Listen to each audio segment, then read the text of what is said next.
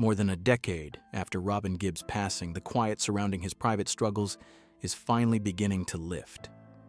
For years, his children chose silence, not out of secrecy, but out of love. They understood that behind the soaring falsetto and flawless harmonies was a man far more complicated than the public image allowed. Time, however, has a way of demanding truth, especially when memories grow heavier than silence. Today, Robin's children are not trying to rewrite history or provoke controversy. They are explaining the man they knew, not just the icon the world adored. Their reflections reveal a life shaped by brilliance and turbulence, devotion and conflict, joy and unspoken pain. What emerges is not a scandal-filled portrait, but a deeply human one. A story of a sensitive artist navigating fame, family, and inner battles, always guided by music, even when everything else felt uncertain. A childhood marked by movement and music.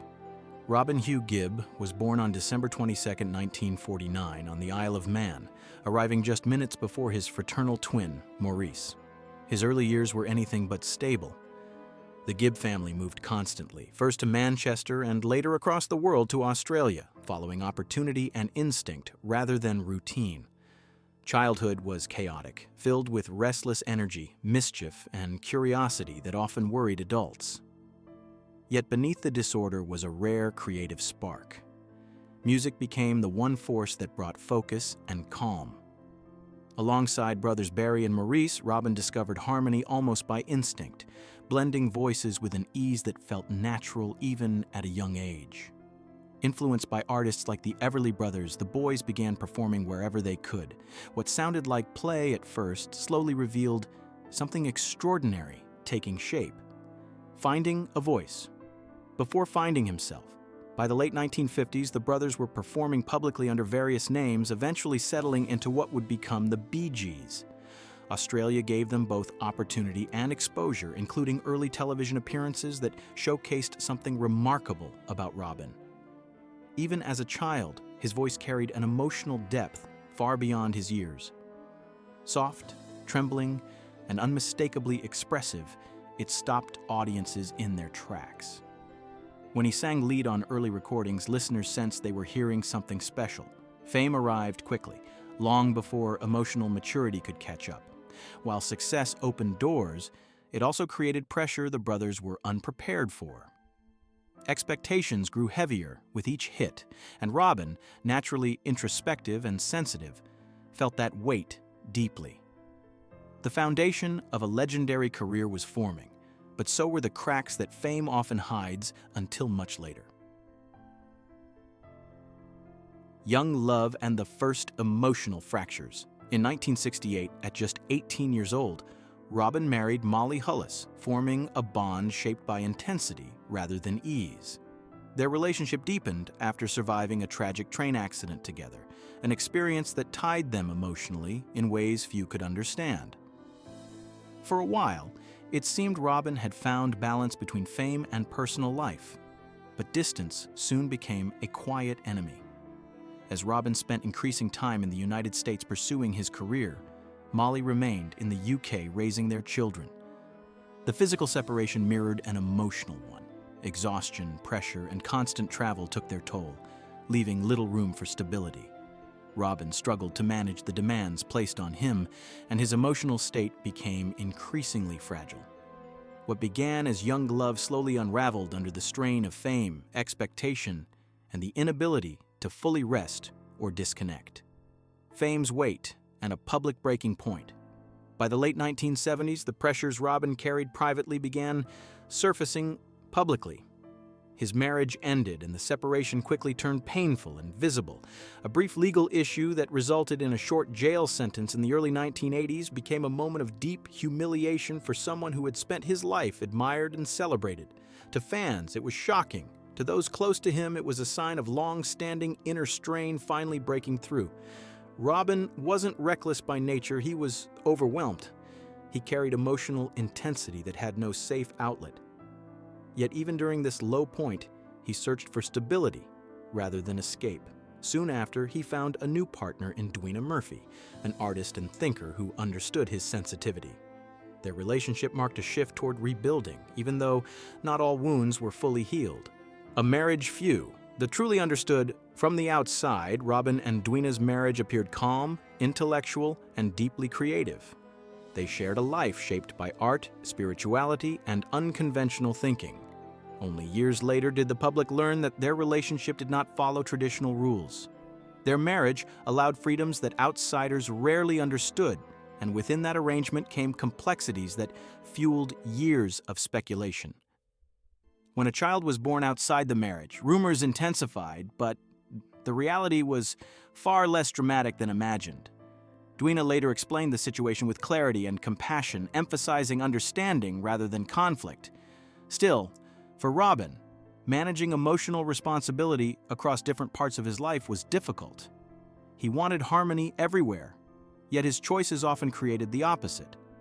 This tension between ideals and reality followed him quietly, shaping his emotional landscape in ways fans never saw.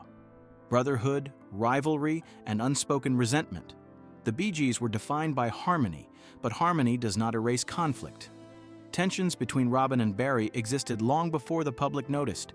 Disagreements over creative direction and vocal leadership simmered beneath the surface, occasionally boiling over, most notably when Robin briefly left the group in 1969. Though reconciliations followed, old wounds never fully healed. Maurice often served as the emotional bridge between his brothers, easing conflict with humor and empathy. His death in 2003 removed that balance entirely. Grief affected each brother differently, and disagreements over how to honor Maurice's legacy deepened existing divides. Robin found himself torn between loyalty and loss, struggling to navigate grief while preserving identity. The public saw distance. What existed beneath was unresolved emotion, love strained by time, and words left unsaid when they mattered most. Illness, determination, and a creative farewell. In 2011, Robin faced the most devastating challenge of his life. A serious illness forced him to confront his mortality, yet even then, his focus remained on creation. Weakening physically but resolute in spirit, he continued working on music alongside his son, pouring energy into a final project that reflected both sorrow and hope. Music was never just a profession for Robin, it was survival. During treatment, there were moments of quiet resilience that left his family in awe. One brief and unexpected recovery moment, remembered as miraculous by those present, gave the family precious time together. Robin spoke softly, smiled, and imagined returning to the stage. Though the illness ultimately overtook him, those final days revealed his essence, gentle, determined, and deeply connected to music until the very end. After loss, a family finds its voice. Following Robin Gibb's passing in May 2012, his family chose privacy over public explanation. They mourned quietly, protecting memories that felt too personal to share. Over time, however, his children began speaking, not to challenge his legacy, but to complete it. They addressed long-standing rumors with honesty and calm, clarifying misunderstandings without bitterness. They spoke of a father who was loving, complex, and endlessly creative. Estate matters were handled privately, intentionally avoiding conflict. Most moving were the personal memories, late nights in the studio, whispered encouragements, melodies born from emotion rather than ambition. Robin's children now carry his voice forward, performing unreleased work and honoring his artistry. Through their words, the man behind the falsetto finally comes into focus, not as a mystery, but as a deeply human soul. The man beyond the harmony. Robin Gibb's life was never simple, and his children do not pretend it was. What they offer now is not justification or exposure, but understanding.